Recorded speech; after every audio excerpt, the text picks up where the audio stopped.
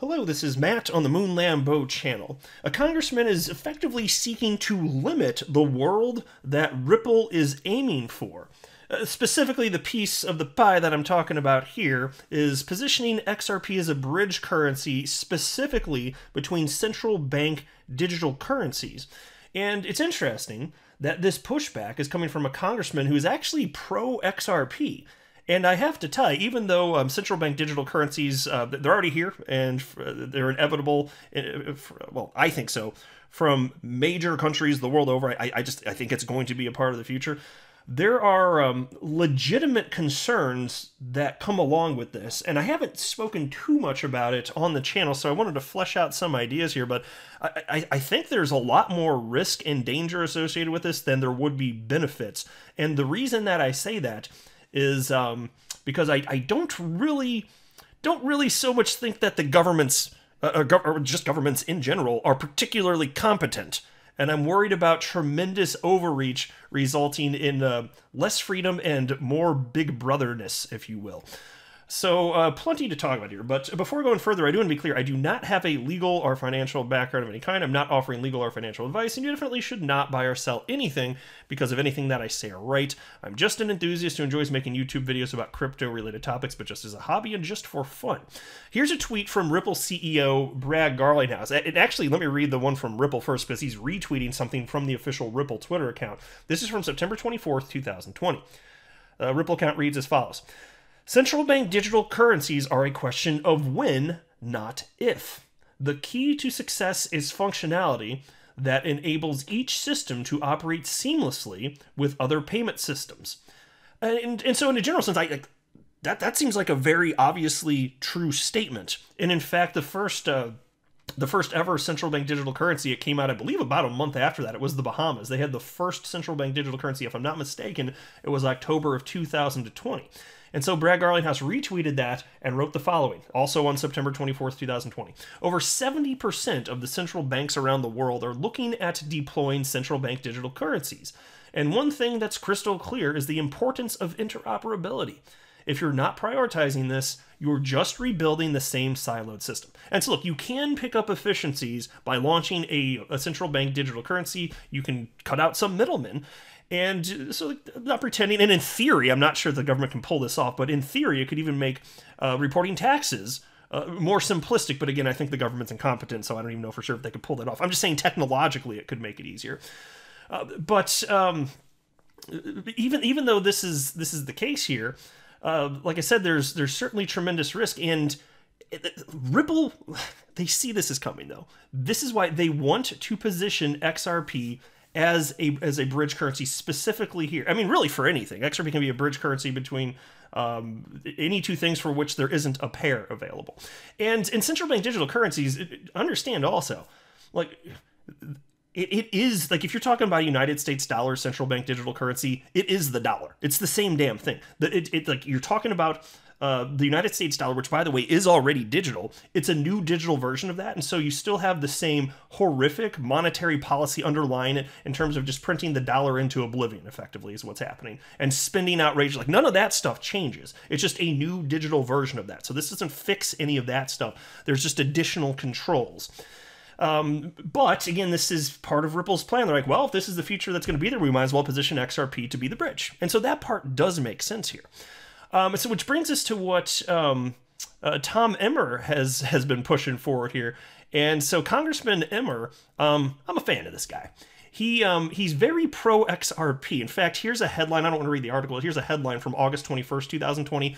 XRP is not a security, argues Congressman Tom Emmer. He's screaming XRP is not a security, and this was about 4 months before the SEC filed their lawsuit against Ripple, claiming XRP itself is a security, just by the nature of it existing. And so it's not that Tom Emmer wants to, like, destroy Ripple's plan for XRP as a bridge currency. That's not what I'm getting at here. It could have that effect ultimately if you were actually to halt the deployment of central bank digital currencies the world over. Yeah, it would have that effect. Not to say there wouldn't be additional utility for XRP anyway, but there are such tremendous concerns, and so I respect where he's coming from, actually. So here's the headline from the Daily Huddle. Congressman introduces bill to limit federal control of U.S.-backed crypto assets. A U.S. representative is introducing a bill that would prevent the Federal Reserve from issuing government-backed crypto assets directly to individuals. Congressman Tom Emmer of Minnesota says that the Federal Reserve issuing a central bank digital currency would centralize the financial information of Americans, leaving them open to surveillance from their own government. And here's a quote. And these are legit concerns, by the way. As other countries like China develop central bank digital currencies that fundamentally omit the benefits and protections of cash, it is more important than ever to ensure the United States digital currency policy protects financial privacy, maintains the dollar's dominance, and cultivates innovation. Central bank digital currencies that fail to adhere to these three basic principles could enable an entity like the Federal Reserve to mobilize itself into a retail bank, collect personally identifiable information on users, and track their transactions indefinitely. So pause. Before I even finish the quote here, think about this. This could be rolled out in such a way that literally, like, the government would know every single transaction you make if you're spending this new digital version of the United States dollar, which would be a central bank digital currency. Every single transaction. And some people argue, they're like, well, you kind of already have it with credit cards, this and that. I'm like, okay, so so fine. There are companies out there like Visa and MasterCard, Discover, American Express, fine. And they can see your transactions, fine. It doesn't mean all of that information is routed immediately and directly to the federal government. That's a little bit different, don't you think? Right? So it's not that nobody would have access to any of your information. That's not the point. Do you want all of that getting piped directly to the federal government?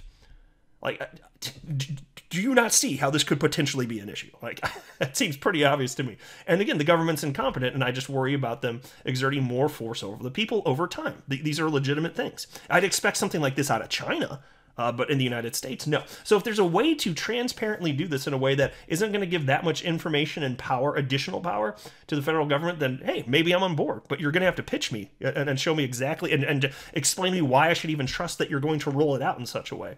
But if it encroaches on freedom and, it seems like a surveillance tool, which is what it really might end up being, then I got an issue with it, right? That's all I'm saying here. Anyway, and then to wrap up the quote, Tom Emmer said the following. Not only would this central bank digital currency model centralize Americans' financial information, leaving it vulnerable to attack, but it could also be used as a surveillance tool that Americans should never tolerate from their own government. Golf clap for Mr. Emmer. Yes, these are legitimate concerns. I'm completely on board with this concept. Yes, I'm alarmed about this. And I think that Brad Garlinghouse is right, and central bank digital currencies are inevitable. They're already happening. They already exist, in fact. There's just going to be more and more and more of them, and major countries are going to be rolling them out. G7 countries even. I fully anticipate that.